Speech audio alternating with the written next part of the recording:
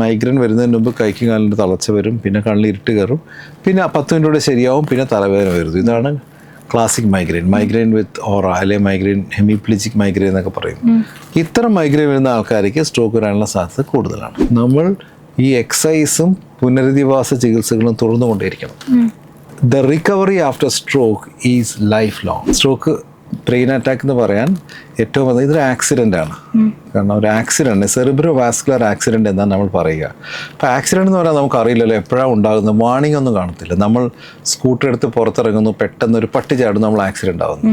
Okay, അതാണ്. അതുപോലെ തലച്ചോറിൽ രക്തക്കുഴലുണ്ടാകുന്ന ഒരു ആക്സിഡൻ്റ് ആണ് ഈ സ്ട്രോക്ക്. ചിലപ്പോൾ പല കാരണങ്ങൾ കൊണ്ട് തലച്ചോറിലേക്കുള്ള രക്തക്കുഴൽ ബ്ലോക്കായി പോകുന്നു. അതിന് ഇഷ്കെമിക് സ്ട്രോക്ക് എന്ന് പറയും. പ്രഷർ വല്ലാതെ കൂടുമ്പോൾ ചെറിയ രക്തക്കുഴലുകൾ ആന്തരിക ഭിത്തി കട്ടി കൂടി അടഞ്ഞു പോകും. അതിന് ലാക്കുനാർ സ്ട്രോക്ക് എന്ന് പറയും. നമസ്കാരം, ടൈംസ് ഓഫ് ഇന്ത്യ സമയ മലയാളം ഡോക്ടർ ടോക്സിലേക്ക് സ്വാഗതം.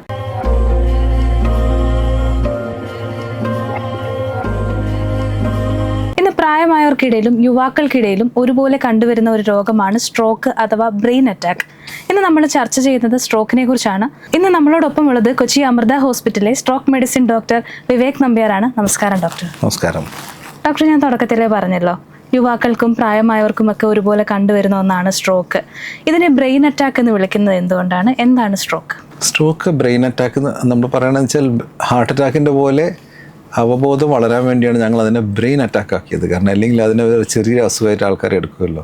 സ്ട്രോക്ക് ബ്രെയിൻ അറ്റാക്ക് എന്ന് പറയാൻ ഏറ്റവും ഇതൊരു ആക്സിഡൻ്റ് ആണ്. കാരണം ഒരു ആക്സിഡൻറ്റ്, സെറിബ്രോ വാസ്കുലർ ആക്സിഡൻറ്റ് എന്നാണ് നമ്മൾ പറയുക. അപ്പോൾ ആക്സിഡൻറ്റ് എന്ന് പറയാൻ നമുക്കറിയില്ലല്ലോ എപ്പോഴാണ് ഉണ്ടാകുന്നത്, വാണിംഗ് ഒന്നും കാണത്തില്ല. നമ്മൾ സ്കൂട്ടർ എടുത്ത് പുറത്തിറങ്ങുന്നു, പെട്ടെന്ന് ഒരു പട്ടി ചാടും, നമ്മൾ ആക്സിഡൻ്റ് ആവുന്നു. ഓക്കെ, അതാണ്. അതുപോലെ തലച്ചോറിൽ രക്തക്കുഴലുണ്ടാകുന്ന ഒരു ആക്സിഡൻ്റ് ആണ് ഈ സ്ട്രോക്ക്. ഒന്നുകിൽ തലച്ചോറിൽ രക്തക്കുഴൽ പൊട്ടിപ്പോവുക, അപ്പോൾ ബ്ലീഡിങ് ഉണ്ടാകുന്നു, തലച്ചോറിലേക്ക് രക്തസ്രാവം ഉണ്ടാകുന്നു. അതിന് ഹെമറാജിക് സ്ട്രോക്ക് എന്ന് പറയുന്നത്. ചിലപ്പോൾ പല കാരണങ്ങൾ കൊണ്ട് തലച്ചോറിലേക്കുള്ള രക്തക്കുഴൽ ബ്ലോക്കായി പോകുന്നു. അതിന് ഇഷ്കെമിക് സ്ട്രോക്ക് എന്ന് പറയുന്നു, ബ്ലോക്ക്. അപ്പോൾ ഈ ബ്ലോക്കോ റപ്ചർ ഓഫ് ദ ബ്ലഡ് വെസലോ ബ്രെയിനിലുണ്ടാകുന്ന പ്രത്യേക രോഗാവസ്ഥയാണ് ഈ സ്ട്രോക്ക്. ഇതിനെ സെറിബ്രോ വാസ്കുലർ ആക്സിഡൻറ്റ് അല്ലെങ്കിൽ ബ്രെയിൻ അറ്റാക്ക് അല്ലെങ്കിൽ സ്ട്രോക്ക് എന്ന് പറയുന്നു. കാരണം ഇത് നമുക്ക് പെട്ടെന്ന് വാർണിങ്സ് അധികം കിട്ടണമെന്നില്ല, പെട്ടെന്ന് സംഭവിക്കുന്ന ഒരു കാര്യമാണ്. എന്തുകൊണ്ടായിരിക്കും നമുക്ക് ഇങ്ങനെ സ്ട്രോക്ക് വരുന്നത്? ഒരുപാട് കാരണങ്ങളുണ്ട്. നേരത്തെ പറഞ്ഞ പോലെ പ്രായമേറിയവരിലും ചെറുപ്പക്കാരിലും ഇപ്പോൾ ഒരുപോലെ അല്ലെങ്കിലും പ്രായമേറിയവർ കൂടുതലായിട്ടും ചെറുപ്പക്കാരിലും ഇപ്പോൾ ഈ രോഗം കൂടുതലായി കണ്ടുവരുന്നുണ്ട്. അതിൻ്റെ കാരണം ഉയർന്ന രക്തസമ്മർദ്ദ നിമിത്തം നമ്മുടെ തലച്ചോറിൽ രക്തക്കുഴലുണ്ടാകുന്ന ഘടനാപരമായ മാറ്റങ്ങളാണ്. ഉദാഹരണമായി ഒരുപാട് വർഷം BP-യുടെ മരുന്ന് കഴിക്കാത്ത ഒരാളാണെങ്കിൽ അയാളുടെ തലച്ചോറിലെ രക്തക്കൊള്ളുകൾ ഒരുപാട് മാറ്റങ്ങളുണ്ടാകും. അത് വീർത്ത് വിങ്ങി നിൽക്കാം. കാരണം തലച്ചോറിലെ രക്തക്കൊള്ളുകൾ ശരീരത്തിലെ മറ്റു ഭാഗങ്ങളിലെ രക്തക്കൊള്ളിനെക്കാട്ടും വ്യത്യസ്തമാണ്. അത് ഒരു സെറിബ്രോ സ്പൈനൽ ദ്രാവകം എന്ന ഫ്ലൂയിഡ് നിൽക്കുകയാണ്. അതുപോലെ ഹാർട്ടിൽ രക്തക്കൊള്ളുകൾ പോലെയല്ല. അത് രക്തക്കൊള്ളുകൾ നിൽക്കുന്നത് ഹാർട്ടിൻ്റെ ഭിത്തിയുടെ മസിലുകൾക്കിടയിലാണ്. അപ്പോൾ അവിടെ അതിന് വികസിക്കാനുള്ള സൗകര്യതയില്ല. പക്ഷേ തലച്ചോറിലെ രക്തക്കൊള്ളുകൾ മിക്കവാറും നിൽക്കുന്നത് തലച്ചോറത്തെ സെറിബ്രോ സ്പൈനൽ ദ്രാവകത്തിൽ തൂങ്ങിയിരിക്കുകയാണ്. അപ്പോൾ പ്രഷർ കൂടുമ്പോൾ അത് വീർത്തു വരികയും അത് ചിലപ്പോൾ പൊട്ടാനിടയാവുകയും ചെയ്യും. അതുകൊണ്ട് ബ്ലീഡിങ് ഉണ്ടാവാം. കാരണം ബ്ലീഡിങ് എന്ന് പറഞ്ഞ ടൈപ്പ് സ്ട്രോക്ക് ഉണ്ടാവും. അതുപോലെ രക്തക്കൊള്ളിൽ പ്രഷർ വല്ലാതെ കൂടുമ്പോൾ ചെറിയ രക്തക്കൊള്ളുകൾ ആന്തരിക ഭിത്തി കട്ടി കൂടി അടഞ്ഞു പോകും. അതിന് ലാക്കുനാർ സ്ട്രോക്ക് എന്ന് പറയുന്നു. ഇങ്ങനെ ഉയർന്ന രക്തസമ്മർദ്ദം ഇതിൻ്റെ പ്രധാനപ്പെട്ട ഒരു കാരണമാണ്. പിന്നീട് അതില്ലാതെ ഹൃദയത്തിൻ്റെ അസുഖങ്ങൾ എന്ന് പറഞ്ഞാൽ ഹൃദ്രോഗം, ഹാർട്ടിൻ്റെ പമ്പിങ് കുറയുക, ഹാർട്ടിൻ്റെ ഇടിപ്പിൽ വ്യത്യാസം ഉണ്ടാവുക, ഇങ്ങനെയൊക്കെ ഉണ്ടാകുമ്പോൾ ഹൃദയത്തിൻ്റെ ഉള്ളിൽ ക്ലോട്ട് ഉണ്ടാവും, രക്തക്കട്ട ഉണ്ടാകും. നമുക്കറിയാലോ, രക്തം എവിടെയെങ്കിലും വെറുതെ വെച്ചിരുന്നാൽ അത് കട്ട പിടിക്കും. രക്തത്തിൻ്റെ ഒരു ക്വാളിറ്റിയാണ്. കാരണം സ്റ്റാഗ്നൻ്റ് ആയിട്ട് ബ്ലഡ് നിൽക്കുമ്പോൾ അത് കട്ട പിടിക്കും. അപ്പോൾ ഈ രക്തക്കട്ട ഹൃദയത്തിലുണ്ടാവുകയോ അത് തലച്ചോറിലേക്ക് പോവുകയും ചെയ്യുന്നു. ഇതിനാണ് കാർഡിയോ എംബോളിക് സ്ട്രോക്ക് എന്ന് പറയുന്നത്. അത് രക്തക്കുഴലുകൾ ബ്ലോക്ക് ഉണ്ടാക്കുന്നത്, ബ്ലോക്ക് ടൈപ്പ് സ്ട്രോക്ക് ഉണ്ടാകുന്നത്. ഇങ്ങനെ പ്രധാന കാരണങ്ങൾ സ്ട്രോക്കിനുള്ള ഉയർന്ന രക്തസമ്മർദ്ദം, കൊളസ്ട്രോൾ കൂടിയ അവസ്ഥ, കൊളസ്ട്രോൾ തലച്ചോറിലേക്കുള്ള രക്തക്കുഴലിൻ്റെ ആന്തരിക ഭിത്തിയിൽ അടിഞ്ഞുകൂടി അത് ബ്ലോക്കിലേക്ക് നയിക്കുന്നു. ഡോക്ടർ പറഞ്ഞല്ലോ പെട്ടെന്നുണ്ടാവുന്നതാണെന്ന്. എന്നാലും നമ്മുടെ ബോഡി എന്തെങ്കിലുമൊക്കെ ഒരു സൈൻ കാണിക്കില്ലേ? നേരത്തെ സ്ട്രോക്ക് വന്ന ആളോ നേരത്തെ വാർണിംഗ് സ്ട്രോക്ക് വന്ന ആളോ ആണെങ്കിൽ അത് നമുക്കൊരു സൈനായിട്ട് എടുക്കാം. കാരണം വാർണിംഗ് സ്ട്രോക്ക് എന്ന് പറഞ്ഞൊരു പ്രത്യേക രോഗാവസ്ഥയുണ്ട്. സ്ട്രോക്കിൻ്റെ ലക്ഷണങ്ങളായിട്ടുള്ള സംസാരശേഷി കുറവ്, സംസാരത്തിൻ്റെ കൊഞ്ഞിപ്പ്, കൈകാലുകൾക്കുണ്ടാകുന്ന തളർച്ച, ബാലൻസ് ഇല്ലായ്മ, അല്ലെങ്കിൽ പെട്ടെന്ന് ഒരു കണ്ണിൻ്റെ കാഴ്ചപ്പോ എന്നീ കാര്യങ്ങൾ കുറച്ച് സമയം മാത്രം നിൽക്കുകയും പിന്നീട് പൂർവ്വസ്ഥിതി പ്രാപിക്കുകയും ചെയ്യുന്ന പ്രത്യേക ഒരു ലക്ഷണമാണ് ഈ വാർണിംഗ് സ്ട്രോക്ക്, അതിനെ നമ്മൾ ട്രാൻസിയൻറ്റ് ഇഷ്കിമിക് അറ്റാക്ക് എന്ന് പറയും. താൽക്കാലികമായി രക്തോട്ടം കുറയുന്ന ഒരു പ്രതിഭാസം. അത് വന്ന ഒരു രോഗിക്ക് ഭാവിയിൽ സ്ട്രോക്ക് വരാനുള്ള ചാൻസ് വളരെ കൂടുതലാണ്. അത് നമ്മളെപ്പോഴും ഓർക്കണം. കാരണം നമ്മളെ സംബന്ധിച്ചിടത്തോളം, ഒരു രോഗിയെ സംബന്ധിച്ചിടത്തോളം പെട്ടെന്ന് കൈക്കും കാലിൽ തളർച്ച വന്നു 5 മിനിറ്റ് കൊണ്ട് മാറിപ്പോയാൽ പിന്നെ നമ്മൾ എണീറ്റങ്ങ് നടക്കുക എന്നല്ലാതെ പിന്നെ ഡോക്ടറെ അടുത്ത് പോകില്ലല്ലോ. അത് ശരിയല്ല. അങ്ങനെ സംഭവിക്കാറുണ്ട്. അങ്ങനെ സംഭവിക്കുന്ന രോഗികൾ തീർച്ചയായിട്ടും എല്ലാവിധ പരിശോധനകളും നടത്തി എന്തുകൊണ്ട് ഇങ്ങനെ ഉണ്ടായി നോക്കിയിട്ട് വേണ്ട സ്ട്രോക്ക് പ്രതിരോധ നടപടികൾ കൈക്കൊള്ളണം. ഇങ്ങനെ കൈക്കൊണ്ടില്ലെങ്കിൽ അടുത്ത തവണ വരുമ്പോൾ അത് പെർമനൻ്റ് ആയിട്ടുള്ള ഡിസബിലിറ്റി ആയിട്ട് മാറും. ഇതിപ്പോൾ ഡോക്ടർ പറഞ്ഞപ്പോൾ ഞാൻ ഇങ്ങനെ ആലോചിച്ചതാ, ഇപ്പം നമുക്കൊക്കെ ആണെങ്കിലും കിടക്കുമ്പോൾ ചിലപ്പോൾ രാവിലെ എഴുന്നേൽക്കുമ്പോൾ നമ്മുടെ കൈയൊന്നും അനക്കാൻ വയ്യാതെ ഇങ്ങനെ ഇരിക്കില്ലേ, അപ്പോൾ അത് ഇതിൻ്റെ എന്തെങ്കിലും ലക്ഷണമായിരിക്കുമോ? അതിൽ ഒരു കൈ മാത്രമല്ല, ഒരു കൈയും കാലും മുഖവും ഒരുപോലെ അനക്കാൻ പറ്റാതെ ആയിരിക്കുകയാണെങ്കിൽ അത് തീർച്ചയായിട്ടും സ്ട്രോക്ക് സസ്പെക്റ്റ് ചെയ്യേണ്ടിയിരിക്കുന്നു. നമ്മൾ ഉടനടി ആശുപത്രി പോയേണ്ടിയിരിക്കുന്നു. അല്ലാതെ നമ്മൾ കിടക്കുന്ന സമയത്ത് ചെറിയ തരിപ്പ് പോലെ തോന്നുന്നത് ഈ നെർവുകൾ പ്രത്യേക ഒരു പൊസിഷനിൽ കുറേ സമയം നിർത്തുമ്പോൾ അതിലേക്കുള്ള കറണ്ടിൻ്റെ കണ്ടക്ഷൻ കുറയുന്നത് മൂലം ആ ഭാഗം തരിച്ചിരിക്കുന്നതായിട്ട് കാണാം. അത് ഉടനടി ആ പൊസിഷൻ മാറ്റുമ്പോൾ മാറുകയും ചെയ്യും. അല്ലാതെ ഒരു കൈ ഒരു കാല് മുഖത്തിൻ്റെ ഒരു എല്ലായിടത്തും തെരുവ് വരികയാണെങ്കിൽ തീർച്ചയായിട്ടും ഡോക്ടറെ അടുത്ത് പോയി സ്കാനൊക്കെ എടുത്ത് നോക്കേണ്ടതായിട്ടുണ്ട്. ഡോക്ടർ എന്തെങ്കിലും റിസ്ക് ഫാക്ടേഴ്സ് ഉണ്ടോ? തീർച്ചയായിട്ടും ഞാൻ നേരത്തെ പറഞ്ഞ പോലെ ഏറ്റവും പ്രധാനപ്പെട്ട റിസ്ക് ഹൃദയത്തിൻ്റെ അസുഖങ്ങളാണ്. ഹൃദയത്തിൻ്റെ അസുഖങ്ങൾ പല രീതിയിൽ സ്ട്രോക്കിലേക്ക് നയിക്കാം. ഹൃദയത്തിൻ്റെ പമ്പിങ് ഇല്ലാത്ത ആളാണെങ്കിൽ ഇടയ്ക്കിടയ്ക്ക് സ്ട്രോക്ക് വരാം. കാരണം പമ്പിങ് കുറഞ്ഞ ഹാർട്ടിനുള്ളിൽ രക്തക്കട്ടകൾ ഫോം ചെയ്യും. രണ്ടാമത്തെ കാര്യം, ഹൃദയത്തിൻ്റെ ഇടിപ്പിൽ വ്യത്യാസം ഉണ്ടായാൽ നമുക്ക് സ്ട്രോക്ക് ഉണ്ടാവാം. മൂന്നാമത്തേത്, ഹൃദയത്തിൻ്റെ മറ്റു പല അസുഖങ്ങളും ഹൃദയത്തിൻ്റെ വാൽവ് ഉണ്ടെന്നിരിക്കട്ടെ, കൃത്രിമ വാൽവ് പിടിപ്പിച്ച ഒരുപാട് ആൾക്കാർ നിങ്ങൾക്ക് പരിചയം ഉണ്ടാവുമല്ലോ. Metallic valve. ഈ മെറ്റാലിക് വാൾവ് ആണെങ്കിൽ അത് രക്തക്കട്ടകൾ അടിഞ്ഞുകൂടും. മെറ്റാലിക് വാൾവ് നമ്മുടെ ശരീരത്തിൽ നിന്ന് പോകാൻ വേണ്ടി നമ്മൾ മരുന്നുകൾ കഴിക്കണം. കാരണം അല്ലെങ്കിൽ മെറ്റൽ എവിടെയുണ്ടോ അവിടെ രക്തം കട്ട പിടിക്കും. അപ്പോൾ അത്തരം മരുന്നുകൾ വേണ്ട രീതിയിൽ കഴിക്കാത്ത ആൾക്കാർക്ക് പോലും സ്ട്രോക്ക് ഉണ്ടാവും. അതിനാൽ ഹൃദയ സംബന്ധമായ അസുഖങ്ങൾ സ്ട്രോക്കിലേക്ക് നയിക്കുന്ന പ്രധാനപ്പെട്ട ഘടകമാണ്. അതുകൂടാതെ ഉയർന്ന കൊളസ്ട്രോൾ കൂടിയ അവസ്ഥ, അനിയന്ത്രിതമായ രക്തസമ്മർദ്ദം, അനിയന്ത്രിതമായ പ്രമേഹം, ഇതെല്ലാം സ്ട്രോക്കിലേക്ക് നയിക്കാം പല കാരണങ്ങൾ കൊണ്ട്. ഹാർട്ട് അറ്റാക്കും സ്ട്രോക്കും തമ്മിലുള്ള വ്യത്യാസം, ഹാർട്ട് അറ്റാക്ക് എന്ന് പറഞ്ഞാൽ പുകവലിച്ച് രക്തക്കുഴലുകൾ ബ്ലോക്ക് ആകുന്നതുകൊണ്ട് മാത്രം വരുന്നതാണ്. ഒറ്റ കാരണം മാത്രമേ അതിനുള്ളൂ. പക്ഷേ സ്ട്രോക്ക് എന്ന് പറഞ്ഞാൽ ബഹുമുഖ കാരണങ്ങൾ കൊണ്ടുണ്ടാവാം. ഉദാഹരണമായിട്ട് ഒരു ക്രിക്കറ്റ് പ്ലെയർ ഉണ്ടായിരുന്നു ഓസ്ട്രേലിയയുടെ, ഫിൽസ് എന്ന് പറഞ്ഞിട്ട് കേട്ടിട്ടുണ്ടെന്ന് പറയാം. ഫിൽസ് ഗ്രൗണ്ടിൽ വെച്ച് മരിച്ചു. അൺഎക്സ്പെക്റ്റഡ് ആയിട്ട് വന്നു ഡിസെക്ഷൻ ഇഞ്ചുറി. അതായത് തലയിലേക്ക് പോകുന്ന രക്തക്കുഴലുകൾ, ഒരു ബൗൺസർ വന്നിട്ട് ബോൾ വന്നിട്ട് അദ്ദേഹത്തിൻ്റെ കഴുത്തിൻ്റെ ഈ ഭാഗത്തായിട്ട് ഇടിക്കുകയും പൊടുന്നനെ അദ്ദേഹത്തിൻ്റെ മെഡുലയിലേക്ക് പോകുന്ന രക്തക്കുഴലായ വെർട്ടിബിൾ ആർട്ടറി, ആ വെർട്ടിബിൾ ആർട്ടറി ചീന്തി പോവുകയും ചെയ്തു. പൊടുന്നതിന് ആൾക്ക് എന്താണെന്ന് മനസ്സിലാവും. പെട്ടെന്ന് പുള്ളി തളർന്നു വീണു. ഉടനടി പുള്ളി സ്ട്രെച്ചർ കയറ്റുന്നു, ഹോസ്പിറ്റലിൽ എത്തിക്കുന്നു. പക്ഷേ പുള്ളി രക്ഷിക്കാൻ പറ്റിയില്ല. അത് ചെറുപ്പക്കാരിലുണ്ടാകുന്ന സ്ട്രോക്കിൻ്റെ ഒരു കാര്യമാണ് ഡിസെക്ഷൻ.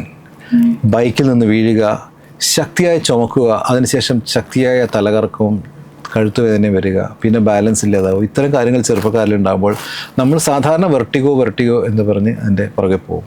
പക്ഷെ അത്തരം കാര്യങ്ങളുണ്ടെങ്കിൽ സൂക്ഷ്മമായിട്ടുള്ളൊരു ടെസ്റ്റിംഗ് ഒക്കെ വേണം. കാരണം ഡിസെക്ഷൻ രക്തക്കുഴലുകളുടെ ആന്തരിക ഭിത്തി ചീന്തി പോകുന്ന അവസ്ഥ, അതുകൊണ്ട് സ്ട്രോക്ക് ഉണ്ടാവും. ഇപ്പോൾ ഇത് പറഞ്ഞപ്പോഴാണ് ഞാൻ ഒരു സംശയം ചോദിക്കട്ടെ. ഇപ്പോൾ ഹാർട്ട് അറ്റാക്ക് വരുമ്പോൾ നമ്മൾ പെട്ടെന്ന് കുഴഞ്ഞു വീണ് മരിക്കാറുണ്ട്. അതായത് ജിമ്മിലൊക്കെ പോകുമ്പോൾ വർക്കൗട്ട് ചെയ്യുമ്പോൾ ഒക്കെ അങ്ങനെ മരിക്കാറുണ്ടെന്ന് കേട്ടിട്ടുണ്ട്. അതുപോലെ സ്ട്രോക്ക് ഇങ്ങനെ പെട്ടെന്ന് വന്ന് അങ്ങനെ മരിക്കാറുണ്ടോ? അങ്ങനെ ഉണ്ടാവാറുണ്ട് തീർച്ചയായിട്ടും. കാരണം വലിയ വലിയ രക്തക്കൊള്ളുകൾ തലച്ചോറുണ്ടല്ലോ. ഇത്തരം രക്തക്കൊള്ളുകൾ വീർത്തി കെട്ടി നിൽക്കുന്ന ഒരാളാണെങ്കിൽ അത് നമ്മൾ പെട്ടെന്ന് പ്രഷർ കൂടുക, അതായത് കൂടുതൽ വെയിറ്റ് എടുക്കുക. അപ്പോൾ നമ്മൾ ഒരു പരിധിയിൽ കൂടുതൽ ബെഞ്ച് പ്രസ് മുതലായ അതികഠിനമായ വ്യായാമ മുറകൾ പ്രാക്ടീസ് ചെയ്യുന്ന സമയത്ത് നമ്മുടെ രക്തസമ്മർദ്ദം ഭയങ്കരമായിട്ട് കൂടുകയും തലച്ചോറുള്ള വീർത്ത രക്തക്കൊള്ളുകൾ പൊടുന്നതിനെ പൊട്ടാനുള്ള സാഹചര്യം ഉണ്ടാവും. അങ്ങനെ വലിയ രക്തക്കൊള്ളുകൾ പൊട്ടിക്കഴിഞ്ഞാൽ നമുക്ക് നിമിഷങ്ങൾ ബാക്കിയില്ല. ഒരു 5 നിമിഷത്തിനകം തലച്ചോറ് മുഴുവൻ ബ്ലഡായിട്ട് നമ്മൾ മരണപ്പെടുന്നു. അങ്ങനെ ഒരു സാധ്യതയുണ്ട്. കാരണം നിങ്ങൾ പല പത്രവാർത്തകളും കണ്ടു കാണും. പ്രതിയെ ചോദ്യം ചെയ്യുന്നതിനിടെ പോലീസുകാരൻ കുഴഞ്ഞു മരിച്ചു. എന്താണ് കാരണം? പോലീസുകാരൻ കഴിഞ്ഞ കുറേ ദിവസം ഡ്യൂട്ടി എടുത്തിട്ടുണ്ട്. അയാൾ മര്യാദയ്ക്ക് ഉറങ്ങി കാണില്ല. അയാൾ ഷുഗറും പ്രമേഹവും പ്രഷറൊക്കെ കാണും, ജോലിയുടെ സ്ട്രെസ്സ്. അപ്പോഴാണ് പ്രതിയെ ചോദ്യം ചെയ്യുന്നത്. അപ്പോൾ ദേഷ്യം വരും. അപ്പോൾ പെട്ടെന്നുള്ള ദേഷ്യത്തിൽ അദ്ദേഹത്തിൻ്റെ ബ്ലഡ് പ്രഷർ വളരെ കയറുകയും രക്തക്കൊള്ളു പൊട്ടിയും കുഴഞ്ഞുകൊണ്ട് മരിക്കുകയും ചെയ്തു. ഇങ്ങനെ ഒട്ടനവധി ന്യൂസുകൾ നമ്മൾ കാണും. പ്രശസ്തനായ രാജകുമാർ, സിനിമാ നടന്മാർ, ഇതൊക്കെ ഓവറായിട്ട് നമ്മൾ ചെയ്യുമ്പോൾ ചിലപ്പോൾ ഹൃദയത്തിൻ്റെ താളം തെറ്റുകയോ ശരീരത്തിൻ്റെ ബ്ലഡ് പ്രഷർ വളരെ കൂടി തലച്ചോറിലേക്ക് രക്തക്കുഴൽ പൊട്ടുകയോ ചെയ്ത് പൊടുന്നതിന് മരണമുണ്ടാകാം. ഇത് ഒരു സഡൻ ഡെത്തിൻ്റെ റീസൺ തന്നെയാണ്. രണ്ടും കാരണമാകും. ഹാർട്ട് അറ്റാക്കും സ്ട്രോക്കും രണ്ടും ചിലപ്പം മരണത്തിന് കാരണമാവാം.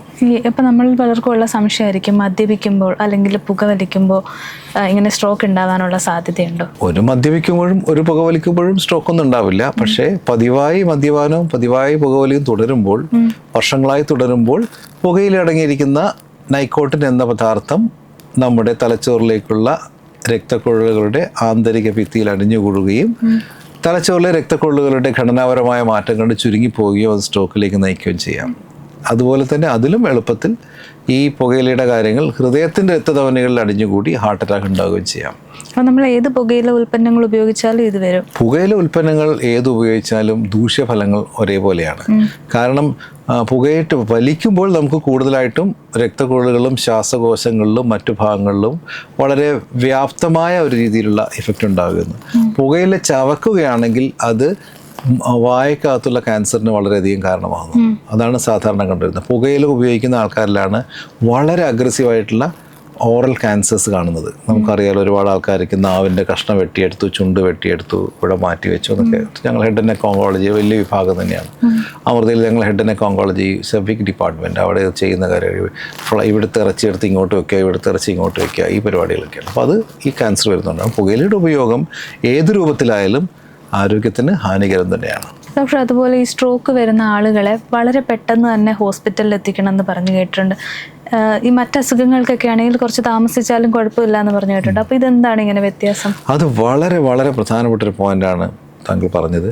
കാരണം മറ്റസുഖങ്ങളുടെ പോലെ ഇപ്പോൾ മുട്ടുവേദന വന്നു, വാദം വന്നു, നമുക്ക് നാളെ നോക്കാം, മറ്റന്നാൾ നോക്കാം, ഈ പരിപാടി സ്ട്രോക്കിന് പറ്റില്ല. കാരണം അനുനിമിഷം 2 ദശലക്ഷം തലച്ചോറിലെ മസ്തിഷ്ക കോശങ്ങൾ നശിച്ചുകൊണ്ടിരിക്കുന്ന രോഗാവസ്ഥയാണ് സ്ട്രോക്ക്. കാരണം ഈ നമ്മുടെ ശരീരത്തിലെ അവയവങ്ങളിൽ ഏറ്റവും അധികം ഊർജവും ഓക്സിജനും വേണ്ട ഒരു സ്ഥലമാണ് തലച്ചോറ്. കാരണം തലച്ചോറ് റെസ്റ്റ് ചെയ്യുന്നില്ല. നമ്മൾ ഉറങ്ങുന്ന സമയത്തും തലച്ചോറ് വർക്ക് ചെയ്തുകൊണ്ടിരിക്കുന്നുണ്ട്. കാരണം നമ്മുടെ ശരീരത്തിലെ ആന്തരിക പ്രവർത്തനങ്ങൾ ഏകോപിപ്പിക്കാനും മറ്റും നമ്മുടെ തലച്ചോറിൻ്റെ പല ഭാഗങ്ങളും വർക്ക് ചെയ്തുകൊണ്ടിരിക്കുന്നുണ്ട്. അപ്പം തലച്ചോറിന് ധാരാളം ഓക്സിജനും ഊർജവും വേണം. അപ്പോൾ ഓക്സിജനും ഗ്ലൂക്കോസും കിട്ടാതാകുമ്പോൾ നാഡീകോശങ്ങൾ അനുനിമിഷം നശിച്ചുകൊണ്ടിരിക്കും. അതിനാൽ ഒരു ബ്ലോക്ക് തലച്ചോറിനുള്ളിൽ വന്നു കഴിഞ്ഞാൽ ഉടനടി എടുത്ത് മാറ്റുക എന്നുണ്ട്, എത്രയും പെട്ടെന്ന്. കാരണം ഓരോ മിനിറ്റ് ഡിലേ ചെയ്യുന്നതനുസരിച്ചും തലച്ചോറുണ്ടാകുന്ന നാശനഷ്ടം കൂടും. അത് പിന്നീട് രോഗിയുടെ പൂർവ്വസ്ഥിതി പ്രാപിക്കാനുള്ള സാധ്യത വളരെ കുറക്കും. അതിനാൽ അത് വളരെ വളരെ പ്രധാനം. ടൈം ഈസ് ബ്രെയിൻ എന്നാ പറയാം. ടൈം എത്ര നമുക്ക് ഏർലി ചെയ്യാൻ പറ്റുന്നോ അത്രയും ബ്രെയിൻ നമ്മൾ സേവ് ചെയ്യും. Time is brain. അതാണ് principle of treatment of stroke. അത് കാരണം നമ്മൾ വന്നു കഴിഞ്ഞാൽ ഉടനടി സ്കാൻ എടുക്കുകയും മറ്റ് അടിയന്തര സ്ട്രോക്ക് ചികിത്സാ രീതിയിലേക്ക് തിരിയുകയും വേണം. ഈ ചികിത്സാ രീതികൾ എങ്ങനെയാണെന്ന് പറയാം? 2 തരത്തിലുള്ള ചികിത്സാ രീതി. 2 സ്ട്രോക്ക് ഞാൻ പറഞ്ഞല്ലോ. ഒരു ടൈപ്പ് സ്ട്രോക്ക് എന്ന് പറഞ്ഞാൽ തലച്ചോറിൽ രക്തക്കുഴൽ പൊട്ടിപ്പോകുന്നതുണ്ടാകുന്ന ആന്തരിക രക്തസ്രാവമാണ്. ഈ ആന്തരിക രക്തസ്രാവത്തിൻ്റെ പ്രധാനപ്പെട്ട കാരണം ഉയർന്ന രക്തസമ്മർദ്ദമാണല്ലോ. അപ്പോൾ ഉയർന്ന രക്തസമ്മർദ്ദം കൺട്രോൾ ചെയ്യുക എന്നുള്ളതാണ് അതിൻ്റെ ഏറ്റവും വലിയൊരു ട്രീറ്റ്മെൻറ്റ്. രണ്ടാമത്തെ ട്രീറ്റ്മെൻറ്റ്, ഈ ആന്തരിക രക്തസ്രാവം ക്രമാതീതമായി വർദ്ധിക്കുകയാണെങ്കിൽ ആ തലച്ചോറിനെ മുഴുവൻ തന്നെ നശിപ്പിച്ച് കളയും.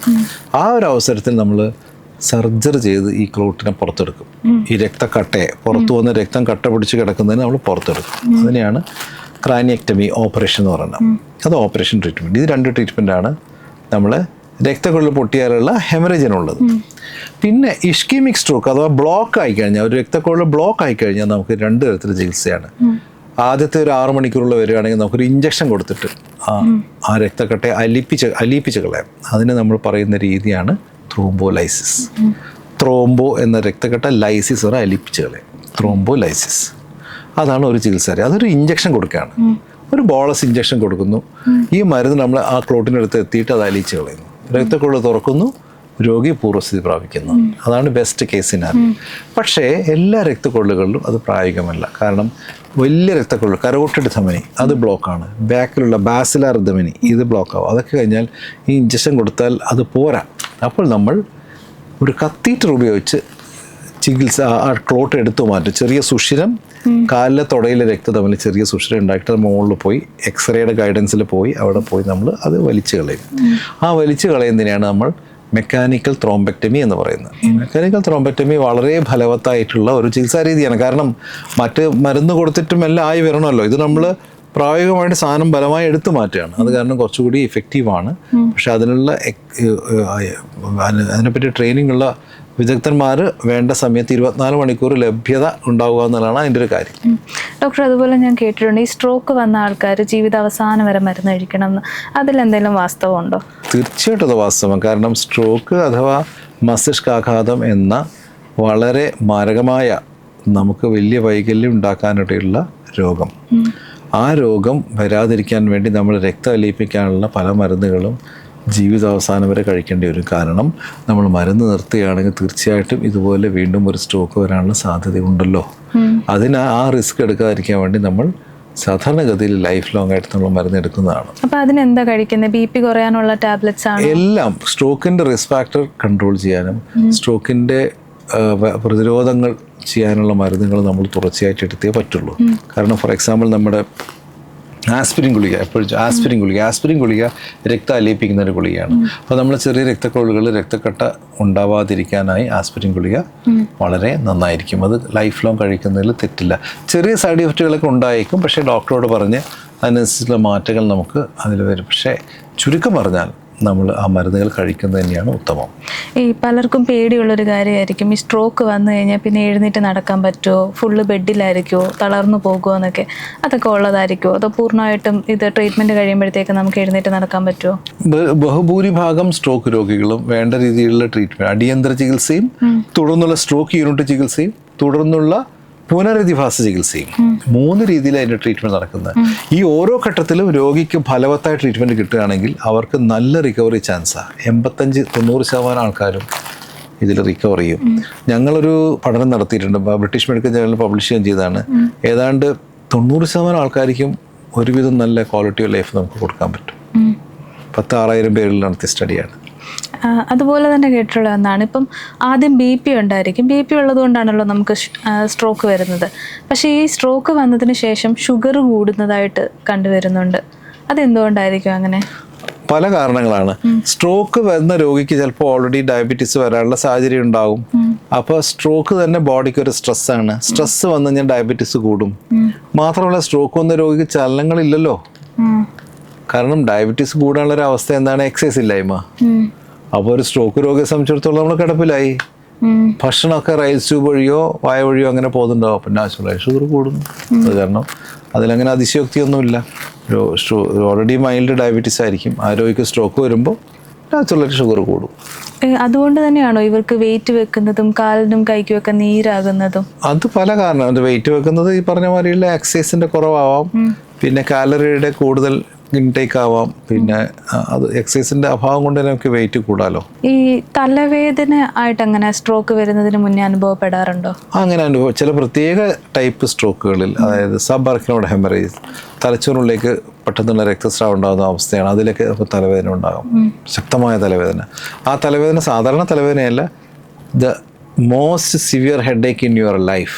അങ്ങനെ ഒരു രോഗി എന്ന് പറയുകയാണെങ്കിൽ ഡോക്ടറെ ഇതുപോലെ തലവേദന എൻ്റെ ജീവിതത്തിൽ ഉണ്ടായിട്ടില്ല എന്ന് പറയുന്ന കഠിനമായ തലവേദന, ആ തലവേദന ഒരു അപായ ലക്ഷണമാണ്.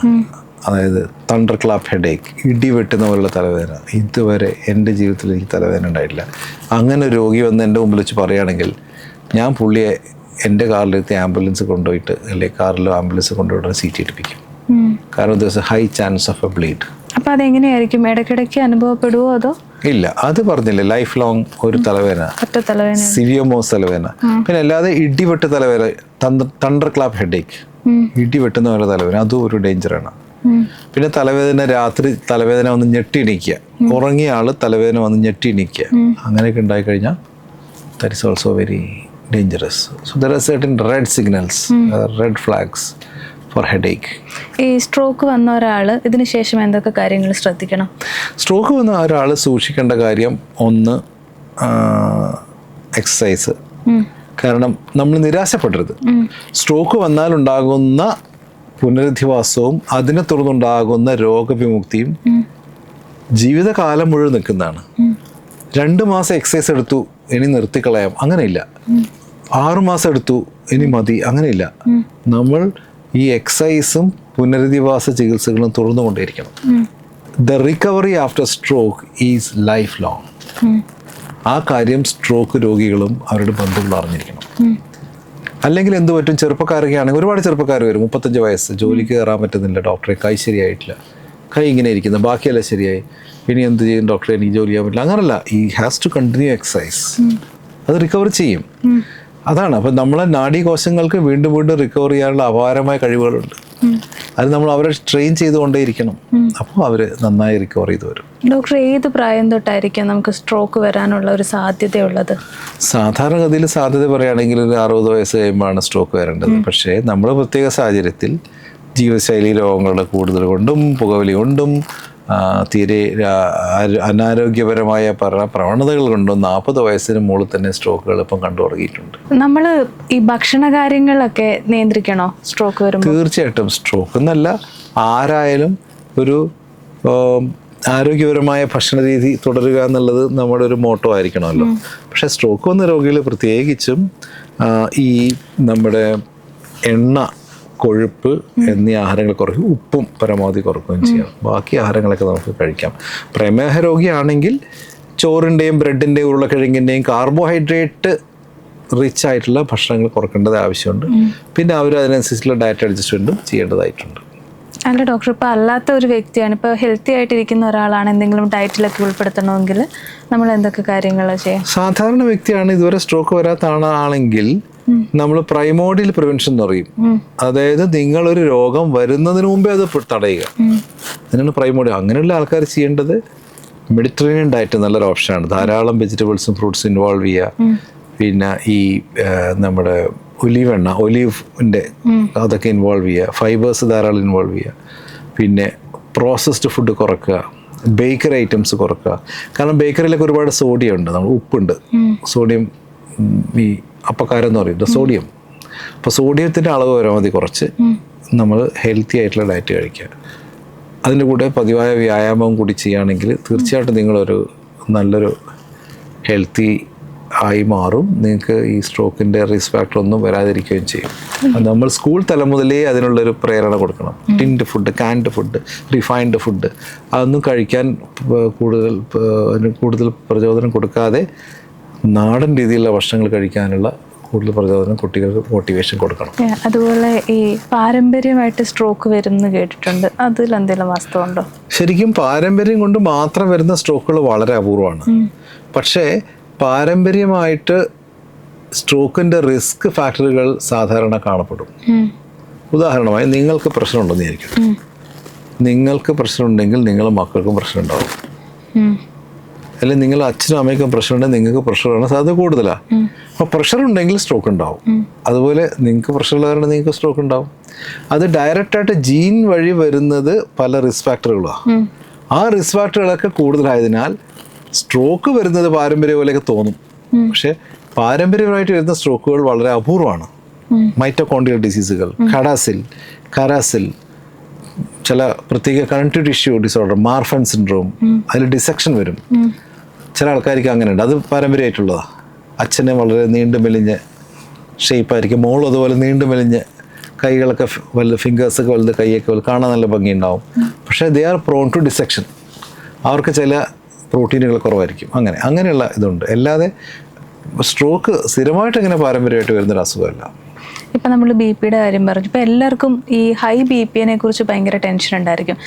പക്ഷേ നമ്മൾ ആരും ശ്രദ്ധിക്കാതെ പോകുന്ന ഒന്നാണ് അപ്പം ലോ BP വരുമ്പോൾ നമുക്ക് തല ഇറങ്ങാറുണ്ട്, കണ്ണിലിരുട്ട് കയറാറുണ്ട്. അപ്പം ഈ ലോ BP കൊണ്ട് നമുക്ക് എന്തെങ്കിലും ബുദ്ധിമുട്ടുണ്ടാവുമോ? അതായത് നമ്മുടെ വെയിൻസിനോ അല്ലെങ്കിൽ നമ്മുടെ തലയ്ക്കോ എന്തെങ്കിലും പ്രശ്നം ഉണ്ടാവും? സാധാരണഗതിയിൽ ലോ BP കൊണ്ട് രോഗിക്കുണ്ടാകുന്ന പ്രായോഗികമായിട്ടുള്ള പ്രശ്നങ്ങളാണ്. അതായത് എണീറ്റടക്കം കുറേ നടന്നാൽ ക്ഷീണം, കിടക്കാൻ തോന്നുക, അങ്ങനെയൊക്കെ. അല്ലാതെ ഒരു അപകടകരമായ ഒരു രീതിയിലേക്ക് ലോ BP പോകാറില്ല.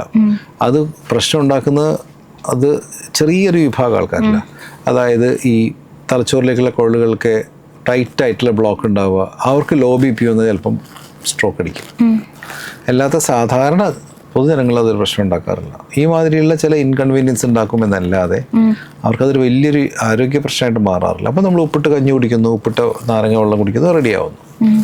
ഡോക്ടർ, അതുപോലെ ഇപ്പം നമുക്കെല്ലാം പേടിയുള്ള ഒരു കാര്യമാണ് മൈഗ്രെയിൻ. എനിക്ക് തോന്നുന്നു ഭൂരിഭാഗം ആളുകൾക്കും ഉണ്ട്. പലർക്കും ബുദ്ധിമുട്ടുണ്ട്. അപ്പോൾ ഈ മൈഗ്രെയിനും സ്ട്രോക്കും തമ്മിൽ എന്തെങ്കിലും കണക്ഷൻ ഉണ്ടോ? മൈഗ്രെയിനും സ്ട്രോക്കും തമ്മിൽ ഡയറക്റ്റായിട്ട് വലിയ കണക്ഷൻ ഇല്ല. പക്ഷേ മൈഗ്രെയിൻ വന്ന ആൾക്കാർ ക്ലാസിക് മൈഗ്രെയിൻ, 2 ടൈപ്പ് മൈഗ്രെയിനാണ് നമുക്കുള്ളത്. ഒന്ന് കോമൺ മൈഗ്രെയിൻ, 2 ക്ലാസിക് മൈഗ്രെയിൻ. ഈ ക്ലാസിക് മൈഗ്രെയിൻ ഉള്ള ആൾക്കാർ, അതായത് മൈഗ്രെയിൻ വരുന്നതിന് മുമ്പ് കൈക്കും കാലിൻ്റെ തളർച്ച വരും, പിന്നെ കണ്ണിൽ ഇരുട്ട് കയറും, പിന്നെ 10 മിനിറ്റോടെ ശരിയാവും, പിന്നെ തലവേദന വരുന്നു. ഇതാണ് ക്ലാസിക് മൈഗ്രെയിൻ വിത്ത് ഓറ, അല്ലെങ്കിൽ മൈഗ്രെയിൻ ഹെമിപ്ലിജിക് മൈഗ്രെയിൻ എന്നൊക്കെ പറയും. ഇത്തരം മൈഗ്രെയിൻ വരുന്ന ആൾക്കാർക്ക് സ്ട്രോക്ക് വരാനുള്ള സാധ്യത കൂടുതലാണ്. പക്ഷെ സാധാരണ മൈഗ്രെയിൻ ഉള്ള ആൾക്കാർക്ക് വളരെ കുറഞ്ഞ രീതിയിൽ സാധാരണ ജനങ്ങളെക്കാട്ട് കുറച്ചുകൂടി ഒരു ചാൻസ് ഉണ്ടെന്നേ ഉള്ളൂ. പക്ഷേ classic migraine, hemiplegic migraine, complicated migraine എന്നീ തുടങ്ങിയ അപൂർവ മൈഗ്രെയിനുള്ള ആൾക്കാർക്ക് സ്ട്രോക്കിൻ്റെ ചാൻസ് കൂടുതലാണ്. അപ്പോൾ ഇന്നത്തെ വീഡിയോ എല്ലാവർക്കും ഉപകാരപ്രദമായി എന്ന് വിശ്വസിക്കുന്നു. മറ്റൊരു വീഡിയോയുമായി വീണ്ടും കാണാം.